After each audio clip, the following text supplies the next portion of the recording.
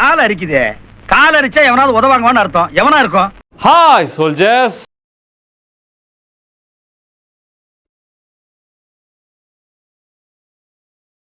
India Pakistan மட்டும் இல்ல, உலகம் முழுக்க Russia, Ukraine, Israel, Palestine, Sudan, Myanmar, Haiti, காங்கோன்னு ஏகப்பட்ட நாடுகள் சண்டை போட்டுட்டு இருக்கிறதும் பின்னாடி அமைதியாகிறதும் திரும்பவும் சண்டை போட்டுக்கிறதுமா தான் இருக்காங்க. இதுக்கு காரணம் என்னன்னு தேடி பாருங்க. இந்த வீடியோவில் இந்தியா பாகிஸ்தான் பிரச்சனைக்கு காரணம் என்ன, அந்த பிரச்சனை எங்கிருந்து ஆரம்பிச்சது, இந்தியாவின் நிலைப்பாடு என்னன்னு பார்க்க போறோம். கூடவே அறிவு கெட்ட ரெண்டுங்கட்டாம் திராவிட தற்குறி பேசினதையும் வச்சு பொழக்க போறோம். வணக்கம் மக்களே, நான் உங்கள் வேங்கை, தமிழ் வேங்கை.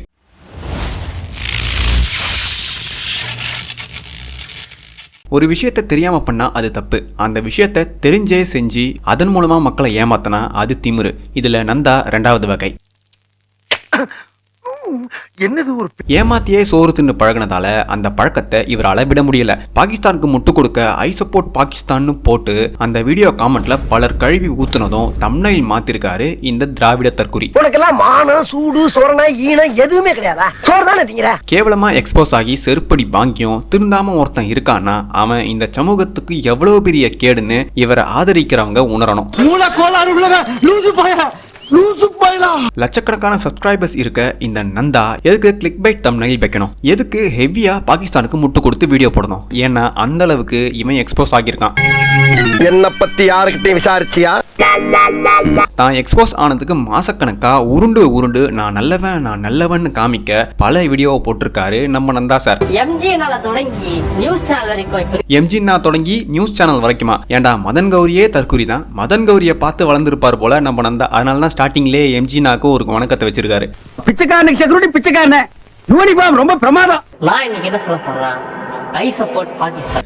ஐயா என்ன சொல்றாருன்னா, தன்னோட நாட்டுல புகுந்து கொலை பண்ண எதிரி நாட்டுக்கு எதிராக பேச மாட்டாராம். ஆனா அந்த நாட்டு தீவிரவாதிகளால பல உயிர்களை பலி கொடுத்த இந்தியாவுக்கும் இந்தியர்களுக்கும் இவர் மனித பாடம் எடுக்க போறாராம். அதனால ஐ சப்போர்ட் பாகிஸ்தான் சொல்றாராம். நான் எளிமையா என்ன சொல்றேன்னா, ஒரு இந்தியனா நீ அனுபவிக்கிற எல்லாத்தையும் தூக்கி குப்பையில போட்டுட்டு பாகிஸ்தானுக்கு போய் அங்கிருந்து தாராளமா அவங்களுக்கு ஐ சப்போர்ட் பாகிஸ்தான் நீ கொடிப்புடி எது வேணா பண்ணு. டேய், இவ்வளவு சோறு துணினா அப்புறம் எப்பறம் அவனுக்கு மூளை வளரும்? பிசாஸ்தலையா. பாகிஸ்தான் அதுல பாதாளத்துல இருக்கு. நீங்க அவன் கூட போய் அவனை ஜெயிக்க அவசியம் இல்லை. கொஞ்ச நாள் அவனே காணாம போயிடுவான். தன்னை பெரிய அறிவாளியா நினைச்சிட்டு சுத்துற யூடியூபர்களில் நந்தாவும் ஒண்ணு. பாகிஸ்தானோட பொருளாதாரமே கேவலமான நிலையில இருக்கு. அதனால பாவம் பாகிஸ்தான் அது கூடவா போர் தொடுக்கணும்னு பொருளாதார நிபுணராகவே மாறி உருட்டிருக்காரு நந்தா. மூஞ்சியை கிழிச்சு விடுவேன். உயிர் சேதத்தையும் பொருளாதாரத்தையும் சேர்த்து பேசுறாருன்னா எவ்வளவு பெரிய அறிவாளின்னு நீங்களே யோசிச்சு பாருங்க மக்களே. தம்பி ரொம்ப புத்திசாலி இல்ல. ஒழுங்கா டெக்னிக்கல் ரிலேட்டட் வீடியோஸ் போட்டு ஊரை ஏமாத்துறதோடு நிறுத்தாம ஜியோ பாலிடிக்ஸ்னா என்னன்னே தெரியாத இந்த தடுப்பூசி கோமாளி வாயை கொடுத்து 4 பக்கமும் வாங்கி கட்டிக்கிறாரு. இந்தியா வந்து பாகிஸ்தான் பிரிஞ்சு போறதுக்கு முக்கியமான விஷயம் முகமது ஜின்னா. இந்த ப்ராப்ளமுக்கு காரணம் அவரா கேட்டா அப்படி கிடையாது. அது எப்படா நெஞ்சில கொஞ்சம் கூட ஈரம் இல்லாம இவ்வளவு பெரிய பொய் சொல்ற? பாகிஸ்தான் பிரிவினைக்கு ஜின்னா காரணம் இல்லைன்னு சொல்லும் போதே நந்தா ஒரு அரைகுறைன்னு பார்ட்டிஷன் வரலாறு தெரிஞ்சவங்களுக்கு நல்லா புரிஞ்சிருக்கும். பாகிஸ்தான்றது உருவானாலும் நீ என்ன மதமா வேணா இருக்கலாம், என்ன கேஸ்டா வேணா இருக்கலாம், நீ யாரா வேணா இருக்கலாம், அதுக்கும் நாட்டுக்கு சம்மதம் கிடையாது. நீ சாமி கும்பிடுறதும் நீ மதத்தை பின்பற்றதும் பர்சனல் மேட்டர் அப்படின்ற மாதிரி கொண்டு வராது. ஈவன் இஸ்லாமிக் பிரின்சிபல்ஸை பேஸ் பண்ணி நடந்தாலும் கூட மைனாரிட்டிஸ்க்கு அது ஈக்குவல் ரைட்ஸ் கொடுக்கணும்ன்றது ஆசைப்பட்டிருக்காரு. ஜின்னாவுடைய கோட்ஸ் எடுத்து போட்டு தற்குறித்தனம் பண்றாரு நந்தா.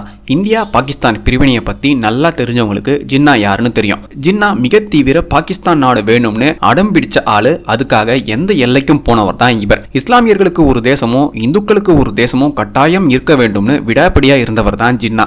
இவர் பாகிஸ்தான் தேசம் உருவானதும் இந்துக்கள், கிறிஸ்தவர்கள், பௌத்தர்கள் தாராளமா வாழலாம்னு உருட்டுவாராம். அதை கேட்டு நந்தா மாதிரியான தற்குறிகள் வேணும்னா ஆகாசம் அடையலாம். ஆனா ஜின்னாவின் நோக்கம் தெரிஞ்ச ஒரு இந்தியன் கூட இந்த ஸ்டேட்மெண்ட்டை ஏத்துக்கவே மாட்டான். குறிப்பா இந்திய இஸ்லாமியர்களே இந்த ஸ்டேட்மெண்ட்டை பார்த்து சிரிச்சுட்டு தான் போவாங்க. ஆனா இது ஒரு விஷயம்னு இந்த தற்குறி நந்தா 1947 உருட்டினதை 2025 பாகிஸ்தான் தீவிரவாதிகள் இந்தியர்களை சுட்டதும் தூக்கிட்டு வந்து உருட்டுறாருன்னா இவர் மண்டைக்குள்ள மூளை இருக்கா இல்ல என்ன இருக்குன்னு நீங்களே முடிவு பண்ணிக்கோங்க. 2 நாள் மலைக்கு பள்ளிக்கூட பக்கம் ஒதுங்கினா கலெக்டர் ரேஞ்சுக்கு நீ பேசிட்டு இருக்கறியா? இந்தியால இஸ்லாமியர்களுக்கும் இந்துக்களுக்கும் இடையே அதிதீவிர பிரச்சனையை உண்டாக்குனதே ஜின்னா தான். இவரு பாகிஸ்தானை செக்குலராமோ மைனாரிட்டிக்கு எந்த ப்ராப்ளம் வராம கொண்டு போகணும் அப்படின்ற மாதிரியான விஷயம் இருக்கிறதுனால மத ரீதியான எக்ஸ்ட்ரீமிஸ்ட் இருப்பாங்க இல்லையா, அந்த கேங் இவர் பிடிக்கல, அதனால அசோசியேட் பண்ணிட்டாங்க ஒரு பேச்சு. இதுக்கப்புறமா பாகிஸ்தானை லீட் பண்ற மோஸ்ட் ஆஃப் த பீப்புள் பாத்தீங்கன்னா மிலிட்டரியை சேர்ந்தவங்க தான் தவிர பிஹைண்ட் த சீன் தெரியாத தடுப்பூசி தற்குறி நந்தாவுக்கு பாகிஸ்தான்ல செகுலரிசம் வேணும்னு அந்த நாட்டு தலைவர்கள் நினைச்சதாகவும் அதுக்கப்புறம் மிலிட்டரி கமாண்ட் எடுத்ததும் தான் பாகிஸ்தான் மதவெறி நாடாக மாறியதுன்னு உருட்டுறாரு. ஆனா பிரிட்டிஷ்காரனுடைய டிவைட் அண்ட் காங்கர் பிளான் தான் இப்ப வரைக்கும் இந்தியாவுக்கும் பாகிஸ்தானுக்கும் இடையிலான சண்டைக்கு காரணம்னு இவருக்கு சுத்தமா தெரியாது. இந்தியாவின் கடைசி வைஸ்ராய் மவுண்ட் பேட்டனுக்கு அவருடைய நாட்டு தலைமையிடமிருந்து ஒரு இன்ஸ்ட்ரக்ஷன் வருது. அதன்படி இந்தியா பாகிஸ்தான் பிரிவினைக்கு இவர் திட்டத்தை வகுக்கிறாரு. என்னதான் நாம சுதந்திரம் தந்தாலும் நம்முடைய அதிகாரம் எப்பவும் நாம ஆண்ட நாடுகளில் நிலைத்திருக்கணும்னு நினைச்ச வெள்ளையர்கள் இந்த பார்ட்டிஷனை டேஞ்சரஸ் டூலா பயன்படுத்தி பன்னெடுங்கால பகை மத ரீதியா உயிர்ப்போடு இருக்கணும்னு அவசரமா இந்தியாவை விட்டு வெளியேறும் முன்பு செஞ்சுட்டு போனாங்க. ஐயா நேதாஜி எவ்வளவு முயற்சித்தோம் முஸ்லீம் லீகின் ஆதரவு கடைசி வரைக்கும் அவருக்கு கிடைக்கவே இல்லை. நாம இந்தியர்கள் நாம ஒன்னா சேர்ந்து பிரிட்டிஷை எதிர்க்கணும்னு சொன்னாரு. ஆனா நந்தா தொட்டு நக்கின ஜின்னா அதெல்லாம் முடியாது, சுதந்திர போராட்டம் இந்துக்கள் முன்னெடுத்த போராட்டம், அதில் இஸ்லாமியர்களான எங்களுக்கு தொடர்பே இல்லைன்னு எங்களுக்கு தனிநாடு தான் வேணும்னு உருண்டவர் தான் இந்த ஜின்னா. இவர் இப்படி உருண்டுட்டு இருக்கும்போது பல இஸ்லாமியர்களும் இந்துக்களோட இணைஞ்சு வெள்ளையன் கிட்ட அடியும் மிதியும் வாங்கிட்டு இருந்தாங்க. இது எல்லாத்துலயுமே அது காரணமானது சிவிலியன் லீடர்ஸ் கிடையாது, இந்த ஆர்மி லீடர்ஸ் தான். பிரைம் மினிஸ்டருக்கே சொல்லாம அட்டாக் பண்ண எப்படி இருக்கும், அந்த மாதிரி திமிரா உட்கார்ந்துட்டு பேசிட்டு கூடாது, ஒழுங்கா இருக்கணும், சும்மா இங்க தேவையில்லாத வேலையெல்லாம் பேசிட்டு கூடாது. பாகிஸ்தானுக்கும் இந்தியாவுக்கும் இடையே போர் உண்டாக முக்கிய காரணம் காஷ்மீர் நிலப்பகுதி தான். நந்தா மாதிரியான வரலாறு தெரியாத ஆட்கள் இந்தியாவை விட பாகிஸ்தானுக்கு தான் அதிகமா முட்டு கொடுப்பாங்க. பாகிஸ்தான் தன்னுடைய நாட்டு மக்களுக்கு அதீத மதவெறியை தூண்டி வளர்த்துட்டு வருது. பாகிஸ்தான் ராணுவமே காஷ்மீர் எங்களுக்கு வேணாம்னு சொன்னாலும் பாகிஸ்தான் மக்கள் சொந்த ராணுவத்தையே தூக்கி குப்பையில போட்டுட்டு காஷ்மீர் பாகிஸ்தானுக்கே சொந்தம்னு கோஷம் போடுவாங்க. என்னமோ பாகிஸ்தான் மக்களுக்கு இதுல உடன்பாடே இல்லாத மாதிரியும் முழுக்க முழுக்க பாகிஸ்தான் ராணுவம் தான் இந்தியால இந்த வேலைகளை செய்யுதுன்னு நந்தா உருண்டுட்டு இருக்காரு. பாகிஸ்தானுக்கு ஆதரவா அமெரிக்காவும் இந்தியாவுக்கு ஆதரவா சோவியத்தும் இருந்ததே இந்தியா பாகிஸ்தானுக்கு இடையே நடந்த போர்களின் இரண்டாவது முக்கிய காரணம். முதல்ல இந்த சண்டையை ஆரம்பிச்சது பாகிஸ்தான் கூட இந்த அறிவாளிக்கு தெரியல. பிரிட்டிஷ் ஆர்மி அண்ட் யுஎஸ்ஏ பாகிஸ்தானுக்கு ஆதரவாக பல வேலைகளை செஞ்சாங்க. குறிப்பா காஷ்மீரை கடைசியா ஆண்டது இந்து மன்னன் மகாராஜா ஹரிசிங். பாகிஸ்தான் பிரிவினையின் போது காஷ்மீர் வேணும்னு வெளிப்படையா கேட்காத ஜின்னா அது பாகிஸ்தானோடு இணைந்தால் நல்லா இருக்கும்னு தன்னோட ஆசையை வெளிப்படுத்தியிருக்காரு. அதைத்தான் ஜின்னாவுக்கு அடுத்து வந்தவங்க ஃபுல் ஃபிளெஜ்டா தீவிரவாதம் மூலம் அடைய நினைக்கிறாங்க. இன்னை வரைக்கும் பாகிஸ்தான்ல ராணுவ ஆட்சி நடந்தாலும் சரி, மக்களாட்சி நடந்தாலும் சரி, எந்த ஆட்சி நடந்தாலும் பாகிஸ்தானியர்கள் எப்பவுமே இந்தியர்களை எதிர்த்து தீவிரவாதம் பண்ணிட்டே தான் இருப்பாங்க. ஏன்னா பாகிஸ்தானியர்களுக்கு சின்ன வயசுல இருந்தே விதைக்கப்படும் விஷயம் தான் இந்திய எதிர்ப்பு. இதையெல்லாம் நந்தா மாதிரியான தற்கூரிகளால இந்த ஜென்மத்துல புரிஞ்சிக்கவே முடியாது. இவரால மட்டும் இல்ல, மனிதம் பேசுற தற்கூரிகளால சுத்தமா புரிஞ்சிக்கவே முடியாது. நீ எல்லாம் பிறந்ததே ஒரு சாபக்கேடு, முடிஞ்சா இன்னைக்கே போய் செத்துரு. இண்டஸ்ட்ரி பாத்தீங்கன்னா பாகிஸ்தான் இருந்தது, அதை வச்சு அந்த கண்ட்ரி பெருசா மாத்திருக்கலாம். பட் பாகிஸ்தான் அதை பண்ணல. பாகிஸ்தான் பொருளாதார ரீதியா செத்து போச்சுன்னு 2025 இந்த மகான் கண்டுபிடிச்சு சொல்றாரு. யோ நந்தா, பாகிஸ்தான் பொருளாதார ரீதியா செத்து போயிடுச்சுன்னு நேரு பாகிஸ்தான் பிரிஞ்சதுமே சொல்லிட்டாரு. இதை நீ 2025 என்னமோ புது விஷயம் மாதிரி உருட்டிட்டு இருக்க. பாகிஸ்தானோட லிட்டரசி ரேட் பாத்தீங்கன்னா கிட்டத்தட்ட 60% இருக்கு. எஜுகேஷன் செலவு பண்றது வெறும் ஜிடிபி 2% தான். அது மட்டும் இல்லாம ஃபீமேல் சிட்டிசன்ஸ் ஸ்கூலுக்கு அனுப்புறது இல்ல, அவங்க பாதியிலே வந்துடுறாங்க. பாகிஸ்தான் லிட்டரசி ரேட் கம்மியா இருக்க நந்தா உருட்டினதெல்லாம் முக்கிய காரணமே கிடையாது. பாகிஸ்தான்ல எல்லாருமே கட்டாயம் மதம் சார்ந்த படிப்பை படிச்சே ஆகணும். அதாவது ரிலிஜியஸ் ஸ்டடீஸ்க்கு தான் ஃபர்ஸ்ட் ப்ரையாரிட்டி அங்க. அதுக்கப்புறம் தான் மேக்ஸ், சயின்ஸ், எக்கனாமி எல்லாமே.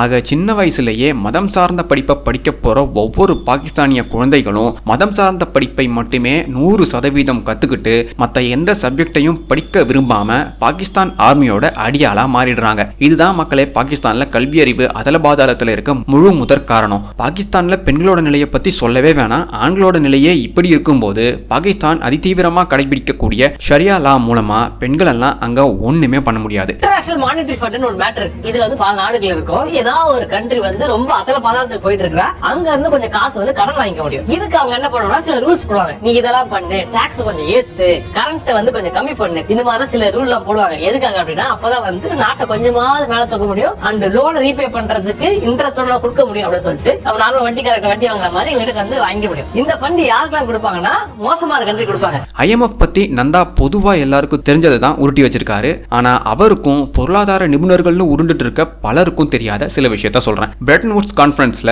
IMF அமைப்பை 1944 யுனைடெட் நேஷன்ஸ் தன்னுடைய தலைமையில் உருவாக்குது. அதே 1944 IMF கூடவே இன்னொரு அமைப்பை யுனைடெட் நேஷன்ஸ் தன்னுடைய தலைமையில் உருவாக்குது. அதுதான் world bank. IMF and world bank இந்த ரெண்டுத்தையும் ஜான் மேனார்ட் கெய்ன்ஸ் மற்றும் ஹாரி டெக்ஸ்டர் ஒயிட் என்ற 2 நபர்கள் தான் முன்மொழிந்தாங்க. இந்த 2 பேர்ல ஒருத்தர் பிரிட்டிஷ் அரச வம்சத்தோட லேபர், இன்னொருத்தர் யூதர். இந்த 2 மிகப்பெரிய உலகையே கட்டுப்படுத்தும் அமைப்பை உருவாக்கிய யுனைடெட் நேஷன்ஸை ஃபண்டிங் செஞ்சு உருவாக்கியதே நம்ம ஐயா ஜான் டி ராக்கஃபெல்லர். நிறைய பேரால இதை நம்ப முடியாது. இருந்தாலும் JD Rockefeller and his other families திட்டம் போட்டு உருவாக்கிய அமைப்பு தான் இந்த ரெண்டும். இதை நீங்க தாராளமா கிராஸ் செக் பண்ணிக்கலாம். யுனைடெட் நேஷன்ஸே அவங்களுடைய தலைமையில் தான் முதலில் இயங்க ஆரம்பிச்சது. இந்த IMF-ஓட ரகசிய நோக்கம் என்னன்னா, கடன் கொடுக்கக்கூடிய நாட்டின் கொள்கைகளிலும் அரசியல் விஷயங்களிலும் பொருளாதாரத்திலும் தலையிட்டு அந்த நாட்டை இன்னும் அதல பாதாளத்துக்கு கொண்டு போறது தான். இன்னொரு முக்கியமான விஷயம், இந்த IMF எந்த நாட்டிலெல்லாம் அமைதி இல்லாம, எந்த நாட்டில எல்லாம் போர் நடந்துட்டே இருக்கோ, எந்த நாட்டில் மனித உரிமை என்ற பேச்சுக்கே இடமில்லாம இருக்கோ, எந்த நாடெல்லாம் ஆயுதம் ஏந்தி இனவழிப்பு செஞ்சுட்டு இருக்கோ, அந்த மாதிரியான நாடுகளை தேடி தேடி பணம் தருவாங்க. IMF அண்ட் வேர்ல்ட் பேங்க் இந்த 2 அமைப்பும் எப்பேற்பட்ட சாத்தானின் அமைப்புன்னு டெய்லர் அக்காவுக்கு முட்டு கொடுக்கிற நந்தாவுக்கும், நான் பொருளாதார நிபுணர் PhD-லாம் வாங்கியிருக்கேன்னு சொல்றவங்களுக்கும் தெரியாது. ஏன்னா அவங்களால இப்ப நான் சொன்ன பேசிக் இன்ஃபர்மேஷனை உண்மைன்னு கூட ஏத்துக்கவே முடியாத அளவுக்கு கசக்கும். சைனா எதுக்காக பாகிஸ்தான் ஹெல்ப் பண்ணணும்? இது ஒரு நல்ல கேள்வி. ஃபர்ஸ்ட் விஷயம், பாகிஸ்தானுக்கும் இந்தியாவுக்கும் ஆகாத மாதிரி இந்தியாவுக்கும் சைனாக்கும் ஆகாது. சோ இது ஒரு பாயிண்ட். ரெண்டாவது முக்கியமானது பாத்தீங்கன்னா, சைனா அதிகமா இன்வெஸ்ட் பண்ணது. நந்தாவுக்கு அரசியல் எல்லாம் ஒரு கூந்தலும் தெரியாதுன்னு நிரூபிக்க சீனா பாகிஸ்தான்ல ஏன் முதலீடு பண்ணுச்சுன்னு இவர் உருட்டினதே மிகப்பெரிய சாட்சி.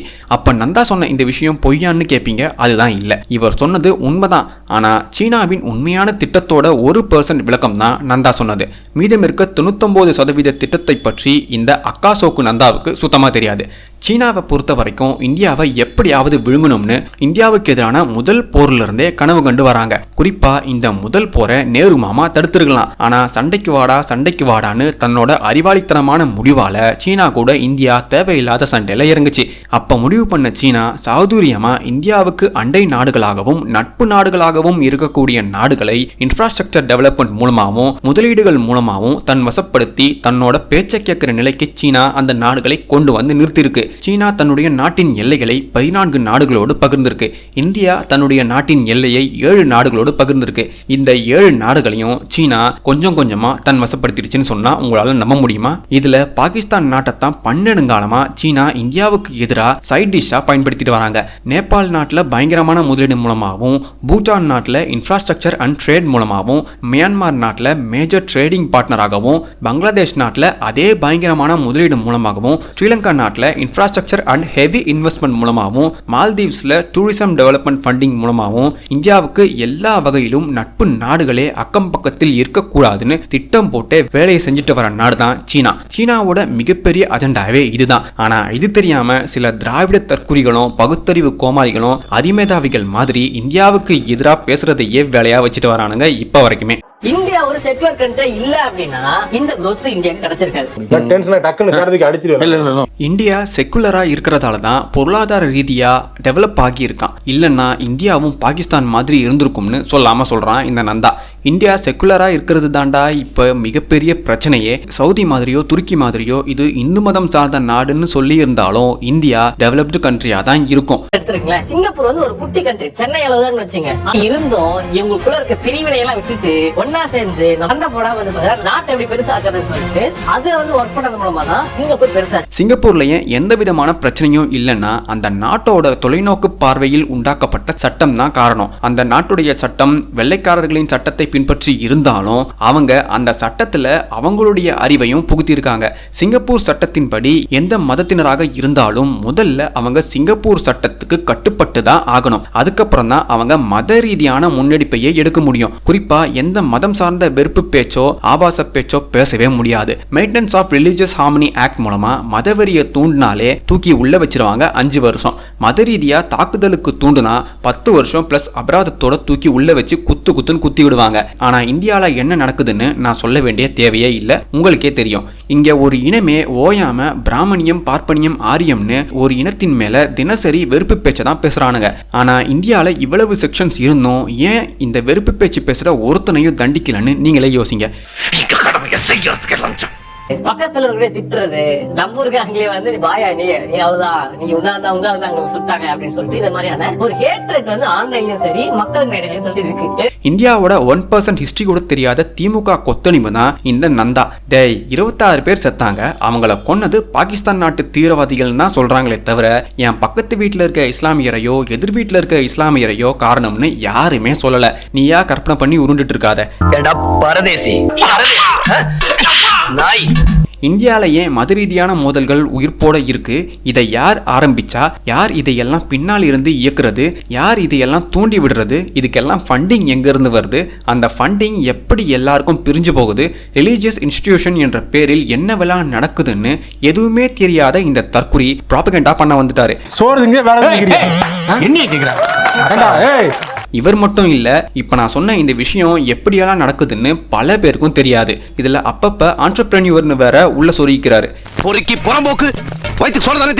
இந்த தற்குறி திருப்பரங்குன்றம் விஷயத்துக்கு இது மாதிரி வீடியோவை போட்டாரான்னா கிடையாது. ஏன்னா இவரோட புத்தி திராவிட புத்தி எப்பவுமே அரைகுறையா தான் இருக்கும். குறிப்பா இந்துக்களுக்கு மட்டும்தான் இவனுங்க எல்லாம் மனித புனிதம் பாடம் நடத்துவானுங்க. மீதி எந்த மதத்துக்கும் இவனுங்க இந்த மாதிரி வீடியோ போட மாட்டானுங்க. போட்டா செருப்படி விழும்னு நல்லாவே தெரியும். 4 வீடு வாங்கி திங்கிற நாய்க்கு பாலமே பாரு பேச்ச பாரு. Let's focus on economical growth, not on silly emotional traits. Silly emotional ட்ரைட்ஸா. திருட்டுத்தனமா திருட்டுச்சாவி வித்த கண்ட பண்ணாடையெல்லாம் மனிதம் பேசுன்னு தெரிஞ்சிருந்தா சங்கிகள் பேசாம இருந்திருப்பாங்க.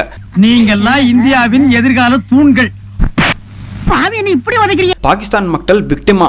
ஆனா பாகிஸ்தான் தீவிரவாதிகள் சுட்டுக் கொன்ன 26 பேரை பத்தி இந்த தற்குறி ஒரு வார்த்தையும் பேசல. இந்த வீடியோ முழுக்க ஒரு சின்ன ரெமார்க்ஸ் கூட இவன் மூஞ்சில இல்லவே இல்ல. இந்த தேச துரோக நாயெல்லாம் எண்ணெயை புடிச்சு 4 மிதிச்சு விட்டா தான் திருந்தோம்.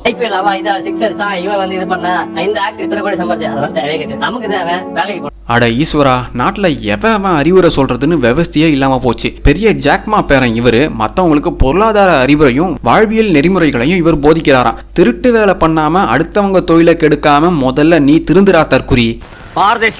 தேவையில்லாத அரசியலுக்குள்ள போய் வந்து நம்மளோட மண்டையை வந்து தேவலாம் கொடுத்து இது பண்ணிக்கலாம். ஏன்னா அரசியல் வந்து அரசியல்வாதிகளோட வேலை, நம்மளோட வேலை நம்ம குடும்ப குட்டியை பார்த்து நம்ம ஜாலியா சந்தோஷமா சாப்பிட்டு நிம்மதியா இருக்க வேண்டியது. அதுக்கு அரசியல் கத்துக்கவே கூடாது, உமிட் பண்ண சொல்லல. இதெல்லாம் நான் சொன்னாலும் அரசியல் தான், அதெல்லாம் கத்துக்கணும். டேட்டாவா ஏன் இப்படி வளர்றீங்க? அடுத்தவங்களுக்கு அட்வைஸ் எல்லாம் பண்ணக்கூடாது. சரிங்க. பிளாட்டோவுடைய இந்த தத்துவம் இந்த கோமாளிக்கு தான். அரசியல் தெரியலன்னா நம்மோட வரலாறை சுத்தமா தெரிஞ்சுக்கவே முடியாது. அப்படி அரசியல் தெரியாத கோமாளிகள் தான் இந்தியால உக்காந்துட்டு இந்தியாலேயே சோத்த தின்னுட்டு பாகிஸ்தானுக்கும் பாலஸ்தீனுக்கும் முட்டு கொடுத்துட்டு இருக்கானுங்க. ஆனா பாகிஸ்தானுக்காக அழுத உங்க சுற்றத்தார்ல எத்தனை பேர் இந்தியாவில் பாகிஸ்தானிய தீவிரவாதிகளால் பலியானவர்களுக்கு வருத்தப்பட்டாங்கன்னு நீங்களே சிந்திச்சு பாருங்க மக்களே. ஆக இவன் எத்தனை முறை எக்ஸ்போஸ் ஆனாலும் காசுக்காக எதையும் தின்னும் கேவல பையன்னு இந்த வீடியோல நிரூபிச்சிட்டான். அது மட்டும் இல்லாம பாலிடிக்ஸ்னா ஒரு கூந்தலும் இவனுக்கு தெரியாதுன்னு நிரூபிச்சிருக்கான். மக்களே, பாகிஸ்தான் மேலதான் முழு தப்புமே. இந்த சில்வண்டு பேச்சையெல்லாம் கேட்டா உண்மையை தெரிஞ்சுக்கவே முடியாது. ஒன்லி பேய் கதையை தான் தெரிஞ்சுக்க முடியும். கடைசி வரைக்கும் இந்த திராவிட தற்குறி 26 பேர் செத்ததை பத்தியே பேசவே இல்லை இந்த வீடியோல. அப்ப இந்த வீடியோ மூலமா இவன் சொல்ல வர்றது என்ன?